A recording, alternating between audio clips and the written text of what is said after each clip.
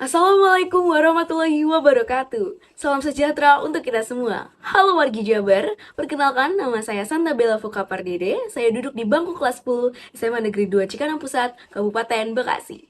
Setiap negara memiliki peraturan hukum yang berbeda-beda, termasuk negara Indonesia. Sesuai dengan pasal 1 ayat 3, Indonesia merupakan negara hukum dan setiap warga negara Indonesia harus mematuhi aturan hukum yang berlaku di Indonesia. Hukum di setiap negara merupakan peraturan yang secara adat, resmi, dan mengikat. Ada banyak sekali hukum di Indonesia, seperti undang-undang, peraturan pemerintah, keputusan presiden, sampai peraturan daerah. Jika ada warga negara Indonesia yang tidak mematuhi hukum-hukum tersebut, maka akan dikenakan sanksi. Pengertian hukum secara resmi yaitu peraturan yang dibuat untuk mengatur tingkah laku manusia. Secara leksikal, hukum adalah peraturan atau adat yang secara resmi dianggap mengikat yang dikukuhkan oleh penguasa atau pemerintah. Ernst Utrecht adalah seorang pakar hukum yang berasal dari Indonesia. Ia mengemukakan bahwa hukum adalah himpunan petunjuk hidup baik pemerintah atau larangan, yang mengatur tata tertib dalam suatu masyarakat yang seharusnya ditaati oleh anggota masyarakat, dan jika melanggar dapat menimbulkan tindakan dari pihak pemerintah dari masyarakat itu. Fungsi hukum diantaranya yaitu sebagai yang pertama sistem kontrol, atau hukum memerintahkan apa yang harus dan jangan dilakukan secara paksa. Kedua, penyelesaian sengketa. Tiga, rekayasa sosial. Yang keempat yaitu sebagai pemelihara sosial. Hukum berfungsi untuk mengawasi para penguasa itu sendiri. Contoh peraturan hukum di lingkungan masyarakat yaitu yang pertama, setiap keluarga membayar iuran kas beserta kebersihan. Kedua, setiap warga yang menginap wajib lapor 1 kali 24 jam, dan sebagainya.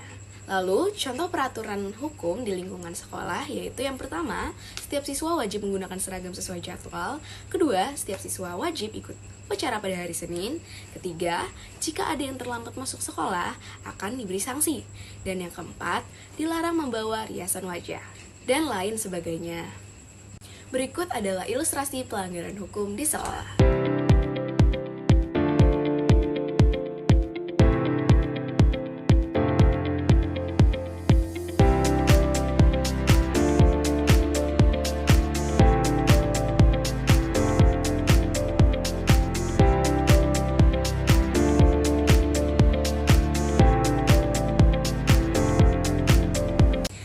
Bentuknya, hukum dibagi menjadi dua. Yang pertama, hukum tertulis. Hukum tertulis yaitu hukum yang dicantumkan dalam berbagai peraturan perundang-undangan. Hukum tertulis dibagi menjadi dua. Yang pertama, hukum tertulis yang telah dikodifikasikan. Contohnya seperti BW atau Burgerlijk Wetboek, atau yang kita kenal sebagai Kitab Undang-Undang Hukum Perdata dan KUHP. Yang kedua, hukum tertulis yang belum kodifikasikan, misalnya hukum perkoperasian. Lalu, apa yang dimaksud dengan kodifikasi? Kodifikasi adalah pembukuan bahan-bahan hukum yang sejenis secara sistematis dan lengkap dalam satu kitab undang-undang hukum. Hukum yang tidak tertulis ialah hukum yang masih hidup dan berkembang dalam keyakinan di masyarakat, tetapi tidak tertulis atau yang sering disebut juga sebagai hukum kebiasaan. Hukum dan HAM bagaikan mata uang yang memiliki dua sisi yang tidak dapat dipisahkan. Hukum sebagai batasan-batasan dan sebagai pengawal HAM yang dapat merealisasikan perwujudan keadilan dari HAM atau hak asasi manusia. HAM, what is that? Hak asasi manusia adalah kristalisasi berbagai sistem nilai dan filsafat tentang manusia dan seluruh aspek kehidupannya. Fokus utama dari hak asasi manusia atau HAM adalah kehidupan dan martabat manusia.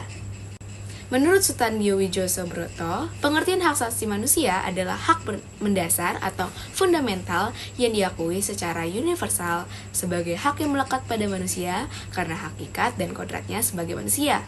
Setiap 10 November diperingati sebagai Hari Hak Asasi Manusia Sedunia. Inisiatif ini berasal dari rasa tak puas sejumlah pihak akibat perampasan hak dan kebebasan manusia karena kepentingan tertentu. Pada 10 November 1948, Majelis Umum Perserikatan Bangsa-Bangsa atau PBB mulai menyepakati kesepakatan baru. Pasca dicetuskannya deklarasi bersejarah itu, tiap negara berusaha mencanangkan HAM masing-masing. Mereka dilindungi secara hukum akan kebebasannya pada sebuah negara. Dalam deklarasi tersebut, setidaknya terdapat 30 hak asasi manusia yang tertulis dan disepakati. Beberapa contoh HAM tersebut adalah yang pertama, terlahir bebas dan mendapatkan perlakuan yang sama. Kedua, hak tanpa ada diskriminasi. Ketiga, hak untuk hidup. Keempat, hak tanpa diperbudakan. 5. Bebas dari penyiksaan dan perlakuan yang merendahkan, serta sebagainya. Salah satu pelanggaran HAM terbesar di Indonesia yaitu tragedi 65.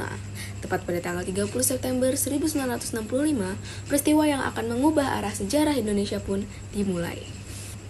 Gerakan 30 September atau 30S yang merupakan sekelompok perwira militer yang berupaya untuk menggulingkan pemerintahan Presiden Soekarno, memulai aksinya dengan menculik dan membunuh 6 jenderal TNI. Peristiwa ini menciptakan kekacauan dalam struktur kekuasaan militer dan politik Indonesia pada saat itu. Dalam mengatasi pelanggaran hak asasi manusia, perlu kerjasama antara pemerintah dengan masyarakat. Ada beberapa upaya untuk mengatasi pelanggaran hak asasi manusia di Indonesia. Yang pertama yaitu penegakan hukum, kedua meningkatkan kualitas pelayanan publik, ketiga pengawasan dari masyarakat, tidak hanya dari pemerintah, melainkan masyarakat juga berperan untuk mengatasi hak asasi manusia. Yang keempat yaitu menyebarluaskan pendidikan HAM. Upaya mengatasi pelanggaran hak asasi manusia di Indonesia selanjutnya dengan menyebarluaskan pendidikan mengenai hak asasi manusia tersebut. Pembelajaran mengenai hukum sejak dini harus diajarkan kepada anak-anak, agar nantinya tertanam dalam diri mereka rasa kebutuhan akan peraturan hukum. Mari kita sebagai remaja penerus bangsa bersama-sama menjadi pelopor pentingnya kesadaran hukum. Sekian dari saya, wassalamualaikum warahmatullahi wabarakatuh.